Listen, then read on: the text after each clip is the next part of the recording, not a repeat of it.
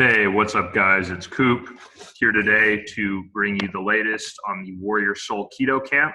Today, we're going to tackle the Keto Grocery List. So essentially, we wanted to create this not only as part of the book, but also as a separate document just to give out to you guys for free. Because one of the biggest questions that I get as a nutritionist, trainer, practitioner, and Chris gets as well is when I'm starting a ketogenic diet, what do I actually eat? So unfortunately, there's a great deal of bro science out there in the community right now. And you'll see a lot of people starting a ketogenic diet and eating a lot of foods that are not the healthiest and not necessarily paying attention to where some of these higher fat foods or moreover foods in general are coming from. At the same token, sometimes there are great recipes that can come out of this, and there's some really good tasting items where, yes, you may not always be eating ideal food groups, but if you're at least making it ketogenic, that's better than having something that's loaded with sugar or something you might eat on a more conventional high-carb diet. But the reason we wanted to make a few different grocery lists wasn't to complicate things. It was actually to narrow things down and make this quite a bit easier for you guys. So for starters, let's take a look at what a more conventional ketogenic diet grocery list would be. And this is going to be similar to the scope of things that you see out there in the community. And it's not that it's wrong, it's more that it's just requires a little more nuance depending on where a person is coming from. Now, don't get me wrong, the ketogenic diet has a lot of applications, obviously from fitness to athletic performance to optimal health, and even, again, being used to treat certain autoimmune conditions and certain medical issues. Again, you've read the small fine print, of course. We're not recommending that you do that. We're just putting it out there that people are in the community using it for that reason. If you are going to, start any sort of health program, regimen, exercise routine, or make any sort of changes that could alter your health, it's definitely recommended you consult with your qualified healthcare practitioner. I think I got all the fine print out of the way. That being said, we're starting with the traditional ketogenic grocery list. And you'll see on here right away just some examples of vegetables. Really, again, with any ketogenic diet, vegetables are not something that you're going to count as traditional carbs to avoid. I see a lot of people starting ketogenic diets and they're like monitoring their vegetable intake. And really, for most of you, you're going to be eating too few vegetables from the startup phase rather than worrying about eating too many. And the reality is that we're not counting things like, for example, kale, lettuce, onions, so on and so forth, as regular carbohydrates because these are fibrous carbohydrates. And that means that they're not going to cause the same type of blood sugar spike like something like white rice or yams or potato or something like that would cause for you. So because of that, when they talk about a ketogenic diet having 25 grams of carbs approximately or less, they're not talking about fibrous carbs like vegetables. So really you guys want to give yourself a license to eat as many of these as you can. It's going to help with satiety, aka satisfaction, fullness. And on top of that, it's going to help jam pack you full of nutrients, which you're going to want on any diet, whether it's ketogenic or not. Moving on to the next section here, you'll see the fats and oils. So right away, you're going to see certain things here that you might have traditionally avoided on other diets, such as olive oil, some of these things like meat fat. Now, the big distinction here, and while this is kind of a more conventional ketogenic diet grocery list that you're seeing out in the community right now, Chris and I are absolutely advocating something that I like to just pretty much put into like an elevator pitch or a one-sentence explanation, which is you are what you eat has eaten. I'll say that again. You are what you eat has eaten. And by that, I mean, I could have a chicken breast, but I could also have a chicken breast that was sourced from free-range organic chicken. And whether or not that's going to be healthy for me, the food that I'm eating is basically determined by the environment that the animal was raised in, making sure that its toxic load is as reduced as possible. And in addition to that, too, ensuring that the animal was fed the right nutrients, because the reality is that whatever nutrients the animal was fed and however that animal was treated, the conditions that it was raised in, those are ultimately going to be passed on to me.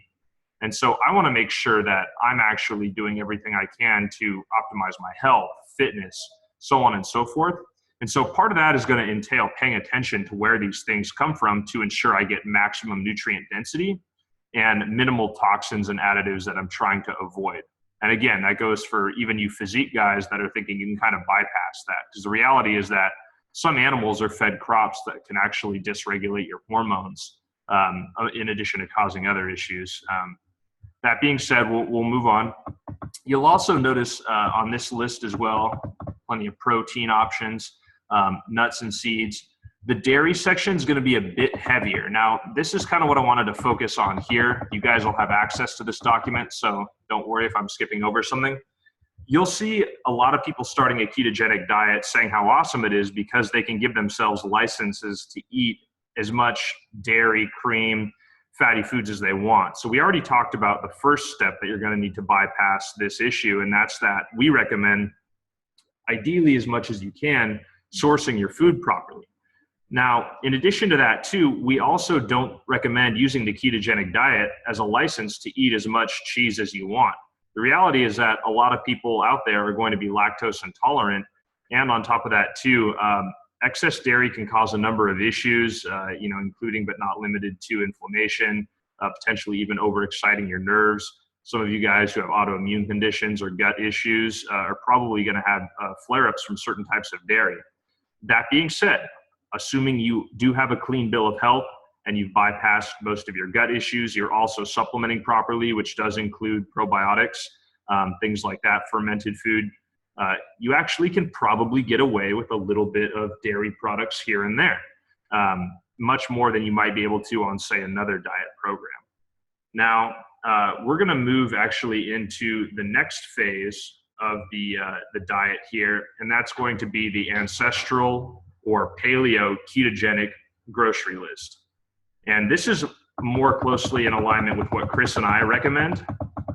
And what's interesting about this list too, and you'll see here in the disclaimer, is that it's more of kind of an ancestral diet in the sense that it's not as restrictive as paleo, as in we're recommending smart breaks of paleo, things like white rice, things like that. Obviously, it's not orthodox paleo because we're recommending nutritional supplements. So it's not like focusing on what the caveman ate, but it is focusing on foods that are nutrient dense and that play nicely, we'll say, with our own human genome, as in things that we know that we've evolved to be able to tolerate. That being said, you'll notice that there are some things on here that are higher in carbohydrate. And what's up with that? So obviously, if you ate a bunch of something that was even conventionally healthy, let's just say sweet potato, for example, you're going to kick yourself out of ketosis. And we put this on the list not because Chris and I recommend eating it in abundance, but because this is a grocery list that someone could use no matter what type of diet they're on, again, assuming that they're not on some highly restrictive thing like an autoimmune protocol. So that being said, if you're on a ketogenic diet for your 25 grams-ish of carbs per day, or if you're at the point where you're keto adapted enough to maybe move that number up to like in the 40, sometimes for some of you even 50 grams a day, or if you're doing a variation of the diet that does involve some type of carb refeeds, or if you're on a different type of diet and you're just using this mini webinar to learn, I do recommend making sure that when you're having carbs, they're coming from sources like these. So you're avoiding things like wheat. You're avoiding things like potentially pro-inflammatory grains, certain types of, most types of oats, especially the non-soaked kind. In addition to that, you're minimizing corn intake, so on and so forth. So there's the distinction there. And not that we put, as far as fats on the previous list, not that we put some of these more pro-inflammatory industrial seed oils like canola oil, things like that. But again, if you're looking for like a do not do list, things like soybean oil, canola oil, vegetable oil, cold pressed vegetable oil, so on and so forth, those are kind of akin to metabolic poison, and they can cause all kinds of issues from inflammation to unbalanced levels of triglycerides, In addition to that too, they can also cause fat storage, so on and so forth. So again, do not use the ketogenic diet as a license to eat just sort of like if it fits your macros, which unfortunately I see a lot of people doing. Pretty standard affair here. Seafood, you know, a cheat sheet for that, you're going to want it to be wild caught. Eggs, pasture raised and organic. Organ meat is important, and you'll see here, this is kind of a hack if you're trying to save money on any sort of diet, but people in America, for one reason or another, think organ meat's gross. So you can find it very cheap. In fact, you can even find grass-fed beef liver, for example, and you know, organic chicken or turkey livers, things like that you can find very cheap because people actually think that this stuff is so gross. So again, you're going to want to make sure, just like with any meat, that it's being raised and fed properly, but this goes double with organ meat because of the level of nutrient density that's contained in this meat. So you're going to want to make sure that you're getting the optimal nutrients passed along to you, especially because it's so concentrated in organ meat. Miscellaneous meat here, so you'll see, you know, grass-fed if that applies, you know, organic, you know, wild caught, especially with a lot of the game meat, free range with the poultry, so on and so forth. Created a legend for you guys too. Now, this next grocery list is to illustrate the fact that you can then take an ancestral grocery list and narrow it down to be even more nuanced. And the autoimmune ketogenic grocery list is actually something that we're seeing people in certain communities right now actually use to treat certain autoimmune conditions. Now, what is an autoimmune disorder? For those of you who don't know, an autoimmune condition is any type of disease that essentially makes your body produce antibodies that attack itself. You're attacking your own tissues at that level. And you'll see people like who have, for example, like Chris, just to use him as an example, of ulcerative colitis, eating diets similar to this, somewhere in this sort of like lateral movement here, to actually treat or ameliorate certain symptoms by using this more functional medicine-based perspective.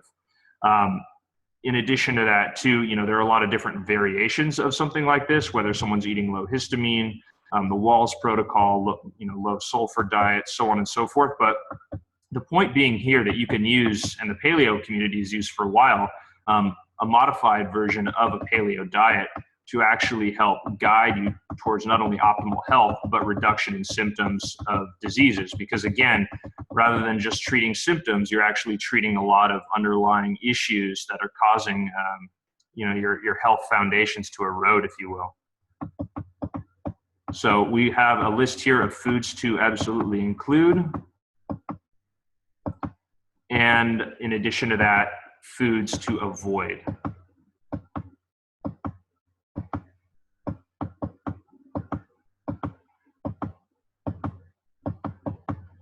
And again, there's more nuance here. We just put kind of a standard autoimmune protocol up there.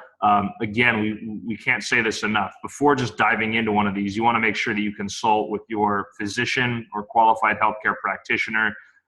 Make sure everything is good to go.